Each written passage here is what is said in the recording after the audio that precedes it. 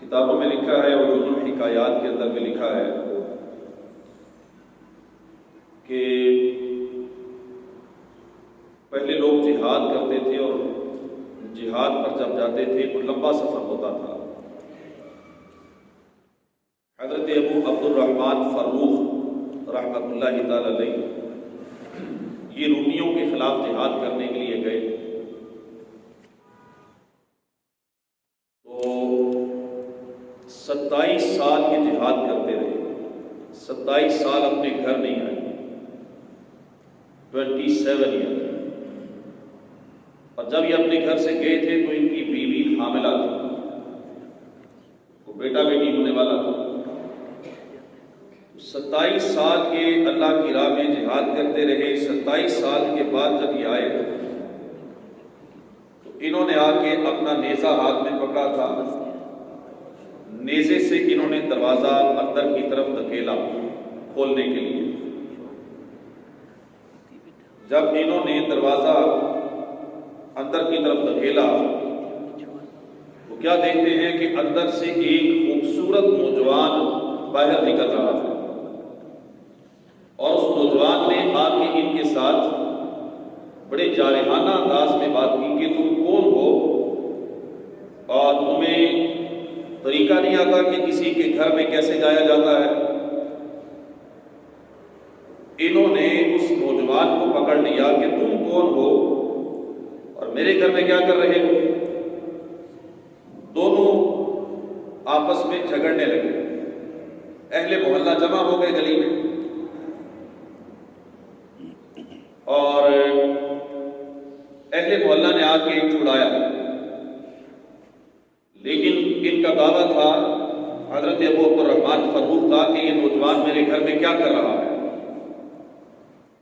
اور نوجوان کا دعویٰ تھا کہ یہ بوڑھا آدمی ہمارے گھر میں حملہ کیا، اس نے نیزے سے ہمارے دروازے کو اندر کی طرف دھکیلا ہے۔ تو اندر ان کی سوجا نے جب یہ آواز سنی تو پہچان لی، تو انہوں نے اندر سے آواز دی کہ یہ آپس میں باپ بیٹا ہے، انہوں نے پہلے ایک دوسرے کو دیکھا نہیں، اس لیے یہ آپس میں جھگڑ رہے۔ یہ ان کے والد ابو عبد الرحمن فروخ ہے اور یہ ان کا بیٹا ربیہ ہے۔ جب باپ بیٹے نے یہ سنا تو حالت کیفیت بدل گئی جو پہلے تھی۔ اب دونوں باپ بیٹا گلے لگے، محبت کی، روئے، آنکھوں میں آنسو آ گئے۔ خیر، نماز کا وقت تھا تو ربیہ نماز پڑھنے کے لیے چلے گئے، تو حضرت ابو عبد الرحمن گھر میں اپنی بیوی اپنا غسل وغیرہ کیا اور کپڑے تبدیل کیے اور نماز کی تیاری کی، تو کہنے لگے کہ میں جب گیا تھا تو میں نے 30,000 دینار مجھے دیے تھے سونے کے سکے، بہت بڑی مالیت ہوتی ہے آج کے دور میں، آپ سمجھ لیں کہ کروڑوں روپے یا اربوں کہہ لیں۔ 30,000 سونے کے سکے میں نے تجھے دیے تھے 27 سال پہلے، وہ کہاں ہے؟ بیوی نے کہا آپ نماز پڑھ کے آئے، آپ کی امانت میں نے دفن کی ہے، میں آج نکال دیتی ہوں، آپ آ جائیں اور آ کے وصول کر لیں۔ آپ نماز پڑھنے گئے مسجد میں، نماز کے بعد آپ نے دیکھا کہ ممبر لگا ہے اور ممبر پر ایک نوجوان بیٹھا ہے اور اس کے سامنے بہت سارے لوگ جمع ہیں نماز کے بعد، اور جو بھی نماز پڑھتا ہے وہ دوڑتا ہوا آ کے اس حلقے میں بیٹھ جاتا ہے، جلدی جلدی آ کے اس حلقے میں بیٹھتا ہے۔ تو آپ کافی پیچھے تھے، کافی دور تھے، تو آپ نے دیکھا کہ لوگ جوک در جوک، گروہ در گروہ بڑی جلدی جا کے اس حلقے میں بیٹھ گئے۔ تو ساتھ بیٹھے نمازی سے آپ نے پوچھا کہ یہ کیا ہے؟ اس نے کہا یہ حدیث پاک کا حلقہ ہے اور یہاں حدیث سنائی جاتی ہے، اور وہ سامنے جو نوجوان بیٹھا ہے اس کو اللہ نے حدیث کا بڑا علم دیا ہے اور لوگ اس سے حدیث سننا چاہتے ہیں۔ تو حضرت ابو عبد الرحمن نے پوچھا کہ اس نوجوان کا نام کیا ہے؟ اس نے بتایا کہ اس کا نام ربیہ بن ابو عبد الرحمن ہے۔ آپ نے جب سنا کہ یہ میرا ہی بیٹا ہے جو منبر پہ بیٹھ کے حدیثیں بیان کر رہا ہے اور لوگ वालिहाना اس کی طرف دوڑ رہے ہیں میرے بیٹے کی طرف، تو بڑے خوش ہوئے، گھر گئے، گھر جا کے بیوی کو خوشخبری سنائی کہ مبارک ہو، میں نے آج تیرے بیٹے کو بڑے بلند مقام پہ دیکھا ہے، اللہ نے اسے بڑی عزت دی ہے، بڑا مقام دیا ہے، بڑا علم دیا ہے اسے۔ بیوی نے کہا کہ اب مجھے آپ بتائیں کہ آپ کو 30,000 دینار ایک طرف رکھے جائیں اور دوسری طرف ایسا تربیت یافتہ اور تعلیم یافتہ بیٹا رکھا جائے، تو دونوں میں سے اگر آپ کو کہا جائے ایک چیز ملے گی تو کیا لیں گے؟ تو آپ نے کہا کہ ساری بات ہے کہ ایسے بیٹے کے لیے تو 30,000 دینار کچھ بھی نہیں ہے۔ تو بیوی نے کہا پھر آپ یہ سن لیجئے کہ میں نے آپ کا 30,000 دینار جو آپ نے مجھے دیا تھا وہ آپ کے بیٹے کی تعلیم اور تربیت پر خرچ کر کے اسے وقت کا محدث بنایا، میں نے وہ بیٹے کی تربیت پہ لگا دیا، تعلیم پہ لگا دیا۔ تو آپ نے یہ آگے سے آپ کا بھی جواب بڑا پیارا ہے، آپ نے کہا کہ اللہ کی بندی تو نے مال جہاں خرچ کرنا چاہیے تھا وہاں ہی کیا ہے، اس سے بہتر جگہ پہ مال خرچ نہیں کیا جا سکتا کہ تو نے میری زندگی کی ساری جمع پونجی لگا کے میرے بیٹے کو ایک تعلیم یافتہ تربیت یافتہ محدث بنایا ہے کہ جو لوگوں کو قرآن و حدیث کی تعلیم دیتا ہے اور لوگ اس کے سامنے بیٹھ کے سنتے ہیں۔ یہ واقعہ ہم سب کے لیے آج جو میرا موضوع ہے کہ ہم اللہ پاک نے نعمت تو دی، مال بھی دیا، اولاد بھی دی، لیکن ان نعمتوں کا استعمال کرنا اور جو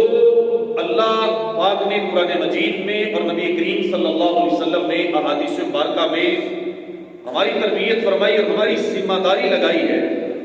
ہم اپنا جائزہ لیں کہ کیا ہم اپنی ان نعمتوں کو اسی انداز میں استعمال کر رہے ہیں۔ وہ تو حضرت ابو عبد الرحمن فاروق اور ان کی زوجہ کی یہ سوچ تھی، ان کی بیوی کی سوچ تھی کہ اگر اللہ نے اولاد بھی دی ہے، مال بھی دیا ہے، تو پھر اس سے بہتر اور کیا ہو سکتا ہے کہ مال خرچ کر کے اولاد کو ایک دین کا عالم بنا دیا جائے۔ یہ ان کی سوچ تھی۔ میری اور آپ کی سوچ کا تو میں کسی پر نہیں فتویٰ لگاتا کہ ہمیں اگر اللہ پاک 4 پیسے دے دے، 30,000 سونے کے دینار ہمارے پاس آ جائیں، بینک بیلنس ہمارے پاس سمجھ لیں گے، کروڑوں روپیہ آ جائے اور اللہ نے اولاد بھی دی ہو، ہماری سوچ کیا بنے گی اور ہمارے منصوبے اور ہماری پلاننگ اور ہمارا گول سیٹ کیا ہوگا، اس پہ تو میں بات نہیں کرتا۔ میرا خیال ہے کہ ہر چیز آپ کے سامنے ہے، کھل کے سامنے آ جاتی ہے کہ میرے پاس 4 پیسے آ جائیں تو میری پلاننگ کیا ہوتی ہے اور میرا انداز زندگی کا کیا ہوتا ہے، اور اگر اللہ اولاد بھی دے دے، اولاد بھی جوان ہو جائے، پھر وہ کام کاج کرنے کے قابل بھی ہو، پھر کاروبار بھی کر سکتی ہو، پھر اللہ نے اسے ذہن بھی دیا ہو، سوچ بھی دی ہو، سمجھدار بھی ہو، پھر میرے اور آپ کے اور وہ میاں بیوی جب اپنے گھر میں بیٹھتے ہیں، آرام کرتے ہیں، سونے کے لیے لیٹتے ہیں، تو وہ کیا منصوبے بناتے ہیں کہ اب ہمیں کیا کرنا ہے۔ مال اور اولاد کے بارے میں تو اکثر میاں بیوی مشورہ کرتے ہی ہیں، تو ان دونوں میاں بیوی کی سوچ کو بھی ہم سامنے رکھیں اور ہم اپنی سوچ کا تھوڑا سا موازنہ کریں، تقابلی جائزہ لیں کہ ہم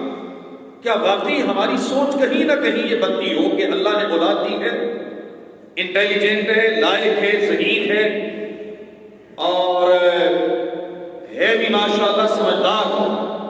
تو کیا ایسا نہیں ہو سکتا کہ میں اپنی اولاد کو دیندار بناؤں اور یہ اللہ کے قرآن کا علم حاصل کرے، نبی پاک صلی اللہ علیہ وسلم کی حدیثیں یاد کرے اور لوگوں کو پڑھ پڑھ کے سنائے، اور اللہ نے مال دیا ہے تو کیا ایسا نہیں ہو سکتا کہ میں اپنا مال اپنی اولاد کی اچھی تربیت پر اور اچھی تعلیم پر خرچ کروں، جتنا بھی خرچ ہو سکے میں اپنی اولاد کو ایک اچھا مسلمان بنا دوں، اچھا دیندار عالم بنا دوں۔ قرآن ہمیں یہ کہتا ہے کہ یا ایھا الذین آمنوا قوا انفسکم واہلیکم نارا وقودھا الناس والحجارہ، اے ایمان والو اپنے آپ کو اور اپنے گھر والوں کو اس آگ سے بچاؤ جس کا ایندھن آدمی اور پتھر ہے۔ دنیا کی آگ لکڑیوں سے جلتی ہے، دنیا کی آگ کا ایندھن لکڑیاں ہیں، کوئلہ ہے، پیٹرول ہے، تیل ہے، لیکن جہنم کی آگ کا ایندھن آدمی اور پتھر ہے، انسان اور پتھر اس میں جلے گے۔ اور میں اس آگ سے اپنے آپ اور اپنے گھر والوں کو بچاؤ۔ اس کی تفسیر میں علماء کرام نے لکھا ہے کہ کیسے بچائیں، طریقہ کیا ہے؟ طریقہ یہ ہے کہ خود بھی اللہ پاک اور اللہ کے رسول کی فرما برداری کر کے اور اپنی اولاد کو، اپنے گھر والوں کو، بیوی بچوں کو بھی اللہ اور اللہ کے رسول کی نافرمانی سے بچا کر انہیں جہنم کی آگ سے بچاؤ۔ اولاد اللہ پاک دے تو پھر بالخصوص والد کا یہ ذہن بننا چاہیے کہ میں اپنی اولاد کی اچھی تربیت کروں۔ روایتوں میں لکھا ہے کہ کسی والد کا اپنی اولاد کے لیے اس سے بہتر تحفہ نہیں ہو سکتا کہ وہ اپنی اولاد کو ادب سکھائے۔ کوئی کہتا ہے کہ فلاں نے اپنی اولاد کے لیے بڑا کمال کر دیا جی، 6 فیکٹریاں بنا دی، فلاں نے جائیداد بنا دی، فلاں نے اتنا بینک بیلنس جمع کر دیا، فلاں نے اسے یورپ کا ویزا دلوا دیا، مستقبل بنا دیا اولاد کا، اس نے اولاد کا مستقبل سنوار دیا۔ لیکن ہمارا اسلام کہتا ہے کہ سب بعد میں آتا ہے، سب سے پہلے والد، وہ باپ پہلے نمبر پر، پہلی پوزیشن پر آئے گا کہ جو اپنی اولاد کو دنیا میں کچھ دے سکے یا نہ دے سکے، غربت کی زندگی بھی دے، لیکن اس کو ادب سکھائے، اچھا ادب سکھائے،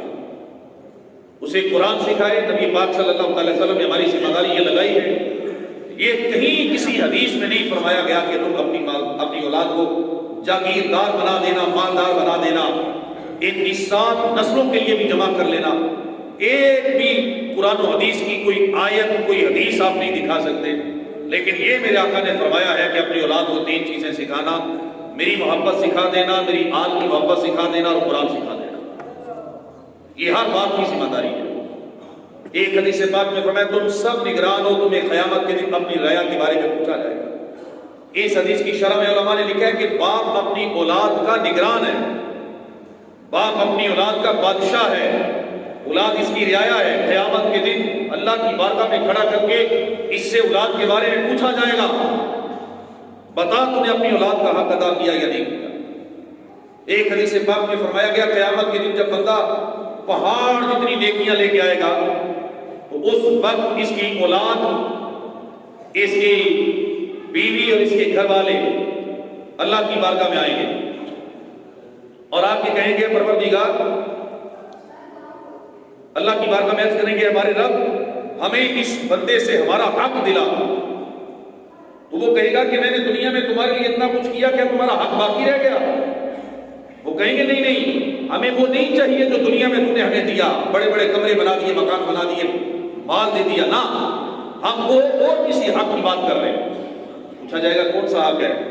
وہ کہیں گے ہم دنیا میں حرام کھاتے تھے، اس نے کبھی ہمیں منع نہیں کیا، اس نے حرام کما کے ہمیں کھلایا، پھر اس شخص کو اتنا مارا جائے گا کہ اس کا گوشت جھڑ جائے گا، پھر اس کی نیکیاں پہاڑ کے برابر لائی جائیں گی، بیٹا آئے گا وہ اس کی نیکیاں لے جائے گا، دوسرا آئے گا وہ لے جائے گا، بیوی آئے گی وہ لے جائے گی، کہ اس نے دنیا میں ہمیں حرام سے نہیں بچایا، نماز کا حکم نہیں دیا، قرآن کا حکم نہیں دیا، اس نے کبھی انگلی سے پکڑ کے ہمیں مسجد میں نہیں لے کے گیا،